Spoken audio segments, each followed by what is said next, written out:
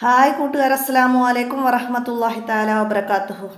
7ാം class വിദ്യാർത്ഥികൾക്ക് പൊതുപരീക്ഷയ്ക്ക് വേണ്ടി സഹായകമാകുന്ന ചോദ്യപേപ്പറുകളാണ് ഞാനിവിടെ പോസ്റ്റ് ചെയ്യുന്നത്. അപ്പോൾ ഒരു താരിഖുൽ ഇസ്ലാമിൻ്റെ മറ്റൊരു ചോദ്യപേപ്പർ നമ്മൾ മുമ്പ് ചെയ്തിട്ടുണ്ട്. അപ്പോൾ അതിൽ നിന്ന് വന്ന കൂടുതൽ ചോദ്യങ്ങൾ ഇതിലുണ്ട്. അപ്പോൾ അതിൽപ്പെടാത്തതുകൊണ്ട് അപ്പോൾ നമുക്കൊന്ന് ചോദ്യത്തിലേക്ക് കടക്കാം. ബിസ്മില്ലാഹിർ റഹ്മാനിർ റഹീം. ഒന്ന്, ആദ്യത്തെ അബ്ബാസി ഖലീഫ ആരായിരുന്നു? അബുൽ ഹബ്ബാസി ഷഫാഹ്. അപ്പം അത് കഴിഞ്ഞതിൽ പറഞ്ഞതാണ്. അപ്പം ഇവിടെ കൂടുതൽ വിശദീകരിക്കുന്നില്ല. നമുക്ക് അടുത്ത ചോദ്യങ്ങൾ നോക്കാം. ഉമവികൾ ഇസ്ലാമിക രാഷ്ട്രത്തിൻ്റെ സാരഥ്യം വഹിച്ചു. ഉമവികൾ ഇസ്ലാമിക രാഷ്ട്രത്തിൻ്റെ സാരഥ്യം വഹിച്ചത് 91 വർഷമാണ്. 91 വർഷം മനസ്സിലാക്കുക. അടുത്തത്, ഇന്ത്യ സ്വാതന്ത്ര്യം നേടിയ വർഷം 1947. 1947 ഇന്ത്യ സ്വാതന്ത്ര്യം നേടിയത്. അടുത്തത്, ഏകദേശം 50 ലക്ഷത്തോളം മുസ്ലിങ്ങളുള്ള സംസ്ഥാനം തമിഴ്നാടാണ്.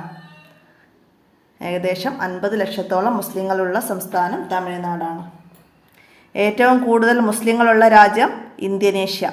ഏറ്റവും കൂടുതൽ മുസ്ലിങ്ങളുള്ള രാജ്യം ഇന്തോനേഷ്യ മനസ്സിലാക്കുക. അടുത്തതാ, ഉസ്മാനിയ ഖിലാഫത്തിൻ്റെ സുൽത്താൻമാർ. അവർ 37 പേരായിരുന്നു.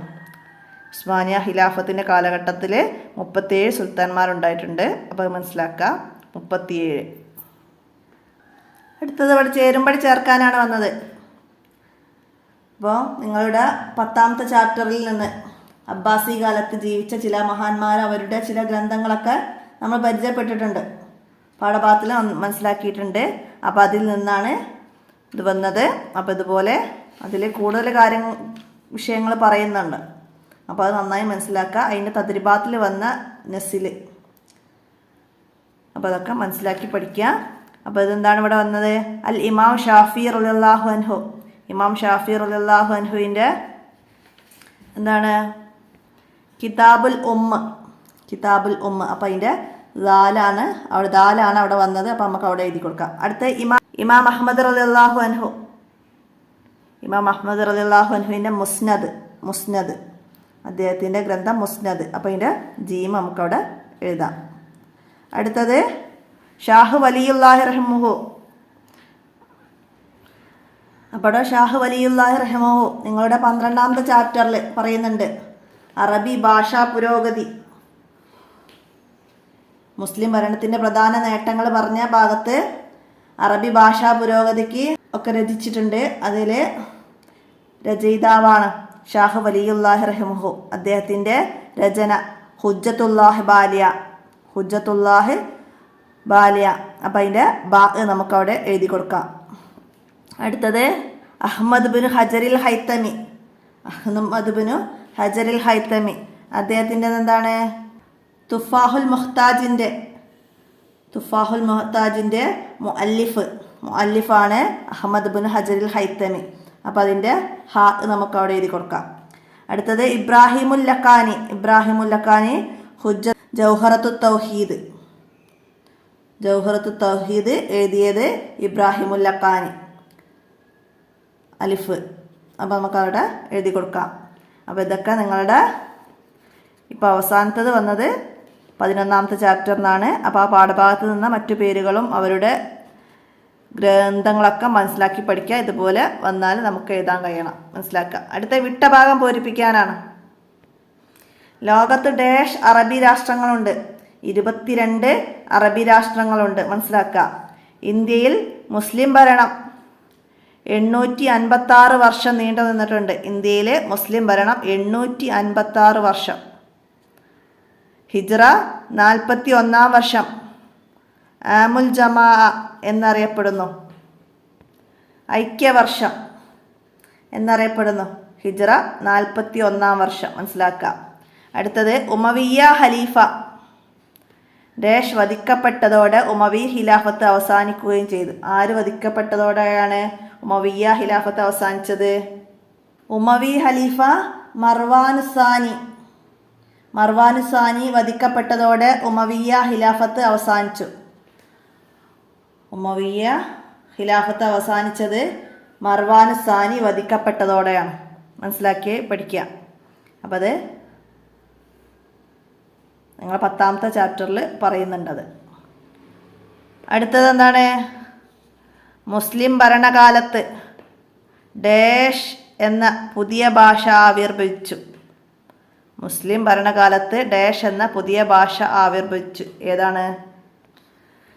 മുസ്ലിം ഭരണകാലത്ത് ഉറുദു എന്ന പുതിയ ഭാഷ ആവിർഭവിച്ചു. ഉറുദു. അപ്പം അത് നിങ്ങൾ 12ാമത്തെ ചാപ്റ്ററിൽ മുസ്ലിം ഭരണകാലത്തെ പ്രധാന നേട്ടങ്ങൾ പറയുന്നുണ്ട്. അപ്പം അതിൽ 7ാമത്തെ നേട്ടത്തിൽ പറയുന്നുണ്ട് ഇന്ത്യൻ ഭാഷകളുടെ പുരോഗതി. അറബി ഭാഷയുടെ സ്വാധീന ഫലമായി ഇന്ത്യയിൽ പ്രാദേശിക ഭാഷകളെല്ലാം പുരോഗതി പ്രാപിച്ചു.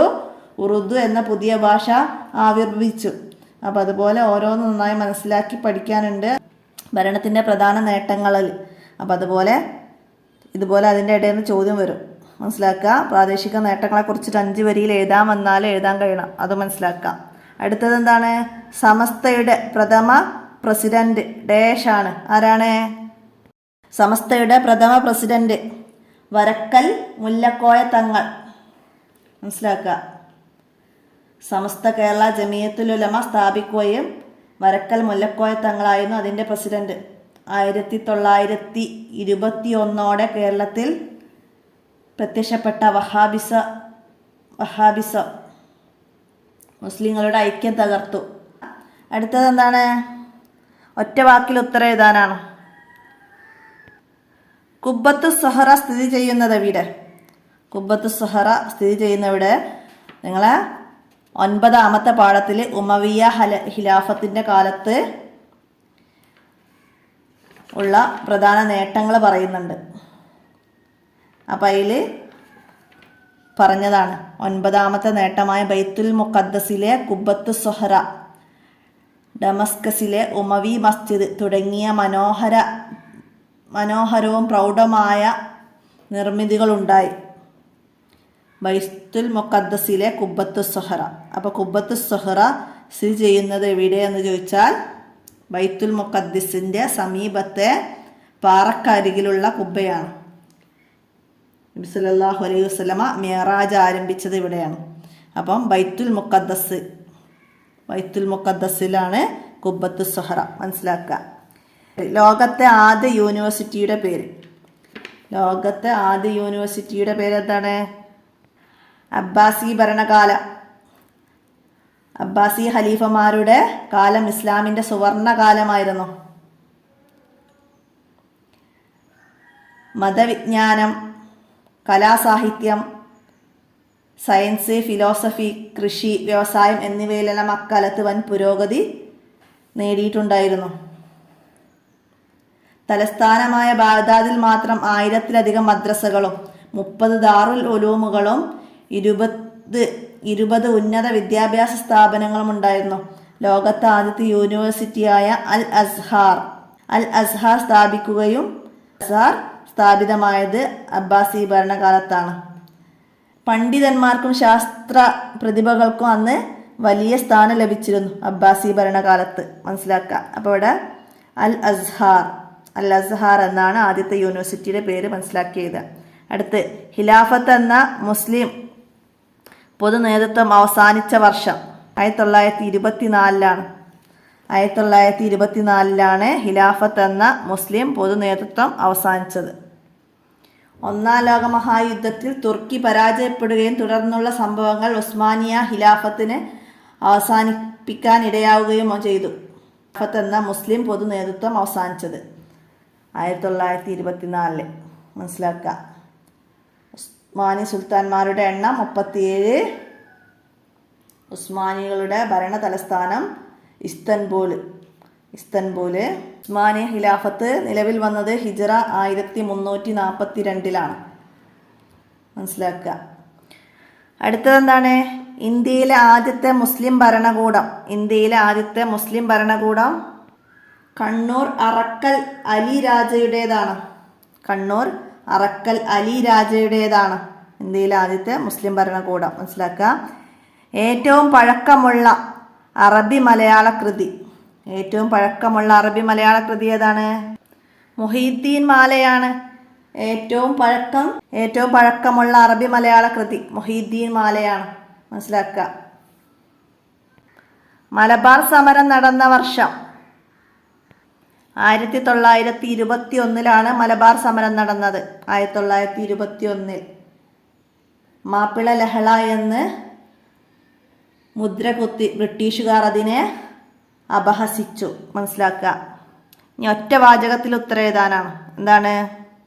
ബ്രിട്ടീഷുകാർ സ്വന്തം നേട്ടം മുന്നിൽ കണ്ട് ചെയ്ത പരിഷ്കാരങ്ങൾ.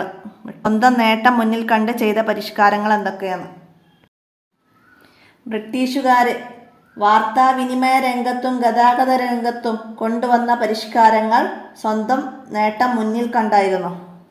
വാർത്താവിനിമയ രംഗത്തും ഗതാഗത രംഗത്തും അവർ കൊണ്ടുവന്ന പരിഷ്കാരങ്ങൾ സ്വന്തം നേട്ടം മുന്നിൽ കണ്ടുകൊണ്ടായിരുന്നു. നിങ്ങൾ 14ാമത്തെ ചാപ്റ്ററിലാണ് അതിനെക്കുറിച്ച് പറയുന്നത്. മനസ്സിലാക്കുക. അടുത്തത് മലബാർ സമരത്തിന് നേതൃത്വം നൽകിയ 4 പ്രമുഖരെ പേരെഴുതാൻ. 14ാമത്തെ ചാപ്റ്ററിൽ തന്നെ അത് പറയുന്നുണ്ട്. ആലി മുസ്ലിയാർ, കട്ടിലശ്ശേരി മുഹമ്മദ് മുസ്ലിയാർ, ചമ്പകശ്ശേരി തങ്ങള്, പാണക്കാട് ഹുസൈൻ തങ്ങള്, വാര്യംകുന്നത്ത് കുഞ്ഞഹമ്മദ് ഹാജി, ഉണ്ണി മൂസ തുടങ്ങിയവര് മലബാർ സമരത്തിന് നേതൃത്വം നൽകിയ പ്രമുഖരാണ്. അപ്പം അതിൽ നിന്ന് 4 പേരെ എഴുതാനാണ് ഇവിടെ പറയുന്നത്. മനസ്സിലാക്കുക. അടുത്തത് ഇന്ത്യയിൽ മുസ്ലിം ഭരണാധികാരികൾ നിർമ്മിച്ച 4 മഹാമന്ദിരങ്ങൾ. ഇന്ത്യയിൽ മുസ്ലിം ഭരണാധികാരികൾ നിർമ്മിച്ച 4 മഹാമന്ദിരങ്ങൾ എന്തൊക്കെയാണ് അവിടെ പറയുന്നത്? മുസ്ലിം ഭരണകാലത്ത് ഉണ്ടായ നേട്ടങ്ങൾ പറയുന്ന 10 കാര്യങ്ങൾ പറയുന്ന നിങ്ങളുടെ പാഠഭാഗം 12ാമത്തെ പാഠത്ത് പറയുന്നുണ്ട്. കുത്തബ് മിനാർ, താജ്മഹൽ, ഡൽഹി ജുമാ മസ്ജിദ്, ചെങ്കോട്ട, ഫത്തേപൂർ സിക്രി, ചാർമിനാർ തുടങ്ങിയ മഹാമന്ദിരങ്ങൾ നിർമ്മിക്കപ്പെട്ടു. അപ്പം അത് മനസ്സിലാക്കിയിട്ട് പഠിക്കുക. അതിൽ നിന്ന് 4 എഴുതാനാണ് ഇവിടെ പറഞ്ഞത്. അടുത്തത് എന്താണ്? ലോക മുസ്ലിങ്ങൾ നേരിടുന്ന പ്രശ്നങ്ങൾ മറികടക്കാനുള്ള മാർഗങ്ങൾ എഴുതുക. എന്താണ്? ശരിയായ വിദ്യാഭ്യാസവും ആത്മീയ പ്രബോധനവുമാണ് അവയെ മറികടക്കാനുള്ള മാർഗങ്ങൾ. മനസ്സിലാക്കുക. ശരിയായ വിദ്യാഭ്യാസവും ആത്മീയ പ്രബോധനവുമാണ് ലോക മുസ്ലിങ്ങൾ നേരിടുന്ന പ്രശ്നങ്ങൾ മറികടക്കാനുള്ള മാർഗം. മനസ്സിലാക്കുക. അടുത്തത് ആരാണ് ചെങ്കിസ് ഖാൻ? നിങ്ങളെ 11ാമത്തെ ചാപ്റ്ററിൽ പറയുന്നുണ്ട്. മംഗോളിയൻ ഭരണാധികാരിയാണ് ചെങ്കിസ് ഖാൻ. അപ്പം അതിൽ പറയുന്നുണ്ട് ഉസ്മാനുൽ ആസിയാണ് ഖിലാഫത്തുൽ ഉസ്മാനിയ സ്ഥാപിച്ചത്. ഖിലാഫത്ത് സ്ഥാപിച്ചത്. അതൊക്കെ മനസ്സിലാക്കുക. അടുത്ത ചോദ്യം എന്താണ്? അബ്ബാസി കാലഘട്ടത്തിൽ ക്രോഡീകരിക്കപ്പെട്ട മദ്ഹബ് ഏതായിരുന്നു? ഹനഫി, മാലിക്കി, ഷാഫി, ഹംബലി മദ്ഹബുകൾ ക്രോഡീകൃതമായത് അബ്ബാസി കാലഘട്ടത്തിലാണ്. ഖിലാഫത്ത് ഉമ്മവിയക്ക് ആ പേര് ലഭിക്കാൻ കാരണം എന്താണ് ആ പേര് ലഭിക്കാൻ കാരണം? മുആവിയത്ത് ബിനു അബി സുഫിയാൻ അദ്ദേഹത്തിന്റെ സ്ഥാനാരോഹണത്തിലൂടെ ഖിലാഫത്ത് ബനു ഉമ്മവിയ കുടുംബത്തിലായി. മുആവിയത്ത് ബിനു അബി സുഫിയാന്റെ സ്ഥാനാരോഹണത്തിലൂടെ ഖിലാഫത്ത് ബനു ഉമയ്യ കുടുംബത്തിലായി തീർന്നു. അതിനാലാണ് ഈ ഭരണകൂടത്തിന് ഖിലാഫത്ത് ഉമ്മവിയ എന്ന പേര് അറിയപ്പെടാൻ കാരണം, ആ പേര് ലഭിക്കാൻ കാരണം അതിനാലാണ്. മനസ്സിലാക്കുക. അടുത്തത് എന്താണ്? 5 വരിയിൽ കുറയാതെ എഴുതണം. അബ്ദുല്ലാഹ് ബിൻ സുബൈർ റളിയല്ലാഹു അൻഹുവിനെ കുറിച്ചിട്ട് 5 വരിയിൽ കുറയാതെ എഴുതണം. നിങ്ങളുടെ 9ാമത്തെ പാഠഭാഗത്തിൽ പറയുന്നുണ്ട് അബ്ദുല്ലാഹ് ബിൻ സുബൈർ റളിയല്ലാഹു അൻഹുവിനെ പറ്റിയിട്ട്. എന്താണ്? ഉമവിയ ഭരണത്തിനിടയിൽ അല്പകാലം അബ്ദുല്ലാഹി ബിൻ സുബൈർ റളിയല്ലാഹു അൻഹു ഖലീഫയായി. മുആവിയ റളിയല്ലാഹു അൻഹുവിൻ്റെ മകൻ യസീദയെ ഖലീഫയാക്കിയതിനെ എതിർത്ത അബ്ദുല്ലാഹി ബിൻ സുബൈർ റളിയല്ലാഹു അൻഹുവിനെ മക്കയിലും മദീനയിലുമുള്ളവർ ബൈഅത്ത് ചെയ്തു. മുആവിയ റളിയല്ലാഹു അൻഹുവിൻ്റെ മകൻ യസീദിനെ ഖലീഫയാക്കിയതിനെ എതിർത്ത് അബ്ദുല്ലാഹി ബിൻ സുബൈർ റളിയല്ലാഹു അൻഹുവിനെ മക്കയിലും മദീനയിലുമുള്ളവർ ബൈഅത്ത് ചെയ്തു. അങ്ങനെ യസീദ മരിച്ചതോടെ ഭൂരിഭാഗം നാടുകളും ഇബ്നു സുബൈറിനെ ബൈഅത്ത് ചെയ്തെങ്കിലും ഉമവി കുടുംബത്തിലെ അബ്ദുൽ മാലിക്കിൻ്റെ സൈന്യവുമായി നടന്ന യുദ്ധത്തിൽ അദ്ദേഹം കൊല്ലപ്പെട്ടു. അപ്പം അത് അത്രയും മനസ്സിലാക്കിയിട്ട് ആ പാഠഭാഗത്തു നിന്ന് അത് എഴുതുക അബ്ദുല്ലാഹി ബിൻ സുബൈറിനെ കുറിച്ചിട്ട്. അടുത്ത 5 വരി കുറയാതെ എഴുതാൻ വന്നത് എന്താണ്? ഇന്ത്യൻ സ്വാതന്ത്ര്യ സമരവും മുസ്ലിങ്ങളും. എന്താ എഴുതാം നമുക്കവിടെ? പാശ്ചാത്യരുടെ അധിനിവേശത്തോടെ ഇന്ത്യ ചരിത്രത്തിൻ്റെ കറുത്ത അധ്യായമാണ്. കച്ചവടക്കാരായി ഇന്ത്യയിലെത്തിയ അവർ അവസാനം രാജ്യത്തെ അടിച്ചമർത്തപ്പെട്ടു. പൂർണ്ണമായി ഇന്ത്യയിലെ പ്രമുഖ മതവിഭാഗങ്ങളായിരുന്ന മുസ്ലിങ്ങളും ഹിന്ദുക്കളും അവർ പരസ്പരം ശത്രുക്കളായി. ഇതിന് സഹായിക്കുന്ന നിയമങ്ങൾ നടപ്പാക്കി. ബ്രിട്ടീഷുകാർക്ക് മുമ്പ് ഇന്ത്യയിലെത്തിയ മുസ്ലിം രാജാക്കന്മാർ ഇന്ത്യ സ്വതന്ത്ര രാജ്യമായി കണ്ടു. ഇവിടെ സ്ഥിരതാമസമാക്കുകയും രാജ്യത്തിൻ്റെ പുരോഗതിക്ക് വേണ്ടി അഹോരാത്രം പരിശ്രമിക്കുകയും ചെയ്തു. എന്നാൽ ബ്രിട്ടീഷുകാർ രാജ്യത്തെ കൊള്ളയടിക്കുകയും തകർക്കുകയുമാണ് ചെയ്തത്. വാർത്താവിനിമയ രംഗത്തും ഗതാഗത രംഗത്തും അവർ കൊണ്ടുവന്ന പരിഷ്കാരങ്ങൾ സ്വന്തം നേട്ടത്തെ മുന്നിൽ കണ്ടായിരുന്നു. 1857 നടന്ന സ്വാതന്ത്ര്യ സമരത്തിൽ മുസ്ലിങ്ങൾ മുൻപന്തിയിലുണ്ടായിരുന്നു. സ്വതന്ത്ര സമരത്തിൽ ഏറ്റവും കൂടുതൽ രക്തസാക്ഷികളായതും മുസ്ലിങ്ങളാണ്. മമ്പുറം തങ്ങൾ, ഉമർ ഖാലി, ഷൗക്കത്ത് അലി, മുഹമ്മദ് അബ്ദുറഹ്മാൻ സാഹിബ് തുടങ്ങിയവർ സ്വാതന്ത്ര്യ സമരത്തിന് നേതൃത്വം നൽകിയ പ്രമുഖരാണ്. 1921 നടന്ന മലബാർ സമരം ആലി മുസ്ലിയാര്, കട്ടിലശ്ശേരി മുഹമ്മദ് മുസ്ലിയാര്, ചെമ്പകശ്ശേരി തങ്ങള്, പാണക്കാട് ഹുസൈൻ തങ്ങള്, വാര്യംകുന്നത്ത് കുഞ്ഞഹമ്മദ് ഹാജി, ഉണ്ണി മൂസ തുടങ്ങിയവരും നേതൃത്വം നൽകിയ പ്രമുഖരാണ്. അപ്പോൾ അതൊക്കെ മനസ്സിലാക്കിയിട്ട് ഇതിനെക്കുറിച്ചൊരു 5 വരിയിൽ എഴുതാൻ കഴിയുന്ന രീതിയിൽ മനസ്സിലാക്കി പഠിക്കുക. പാഠഭാഗം നന്നായിട്ട് പഠിക്കുക. പാഠം തന്നെ വായിച്ച് നന്നായിട്ട് മനസ്സിലാക്കി പഠിക്കുക. 5 വരിയിൽ കുറയാതെ ഏത് പാഠത്തു നിന്നാണ് നമുക്ക് വരാമെന്ന് പറയാൻ പറ്റില്ല. അപ്പോൾ എഴുതാൻ കഴിയുന്ന രീതിയിൽ പാഠഭാഗം നന്നായി മനസ്സിലാക്കുക. ഇത്രയാണ് താരിഖുൽ ഇസ്ലാമിലെ ചോദ്യപേപ്പറിൽ ഉൾപ്പെടുത്തിയത്. നമുക്ക് ഇന്നത്തെ വീഡിയോ ഇവിടെ അവസാനിപ്പിക്കാം. അസ്സലാമു അലൈക്കും വറഹ്മത്തുള്ളാഹി വബറകാതുഹു.